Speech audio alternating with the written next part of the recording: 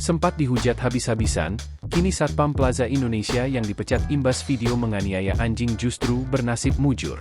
Seperti diketahui, Satpam Plaza Indonesia ini viral imbas unggahan akun X Sugasca, Kamis, 6 Juni 2024. Pemilik akun memperlihatkan aksi seorang pria memakai baju Satpam tengah memukul seekor anjing warna coklat.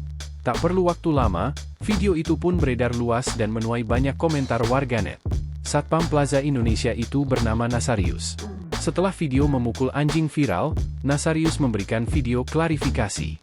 Ia mengaku terpaksa memukul anjing yang bernama Faye berjenis Belgian Malinois yang berusia 2 tahun, karena menyerang anak kucing. Beredar video klarifikasi Nasarius terkait pemukulan seekor anjing di pintu masuk pusat perbelanjaan Plaza Indonesia.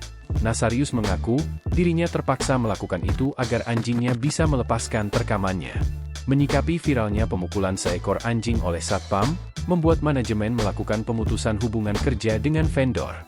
Manajemen Plaza Indonesia pun menyampaikan permohonan maaf mereka atas kejadian itu. Plaza Indonesia juga telah mengambil tindakan tegas dengan menghentikan kerja sama dengan security. Selain itu, pihak Plaza Indonesia juga telah melakukan pemeriksaan terhadap anjing tersebut untuk memastikan kondisinya. Setelah melihat rekaman CCTV dan penjelasan dari security yang bersangkutan, publik pun lantas banyak yang bersimpati kepadanya. Tak sedikit yang meminta agar pihak Mall Plaza Indonesia untuk membatalkan pemecatan terhadap Nasarius. Tampak beberapa artis dan influencer meminta mencarikan kontak Nasarius.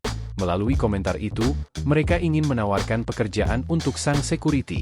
Tak hanya itu, artis Melanie Subono pun ikut bereaksi memposting sebuah tulisan mencari Nasarius. Menurut Melanie, seharusnya pihak vendor dari security tersebut bisa lebih bertanggung jawab saat karyawannya melakukan kesalahan.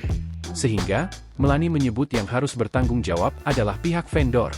Di sisi lain, artis kontroversial Nikita Mirzani ikut bereaksi keras setelah mengetahui fakta sebenarnya.